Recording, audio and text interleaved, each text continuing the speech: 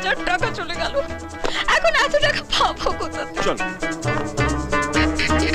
কি হচ্ছেটা কি? আমার স্কুটিতে এসে বসেছেন কেন? নিজের বাইক নেই? হ্যাঁ, টাকা বাকি আছে বলে কি মাথা কিনে নিয়েছেন নাকি? খুব চালাক না? তুমি একা একা যাবে আর রাস্তা হড়কে যাবে। 4000 টাকা গজ দিয়েছি ম্যাডাম, 10,000 টাকা গলতে দেবো না। এবার চলো, দেরি হলে মাইনে কাটে যাবে। দাঁড়াও দাঁড়াও। বুঝে গেছি, টাকাটা আর দিতে হবে না, তাই তো? তাড়াতাড়ি দিতে হবে। নামো। এই গয়া প্যাসেঞ্জারের মতন চালালে 4 দিন লেগে যাবে পৌঁছতে। পিছনে বসো। হুম।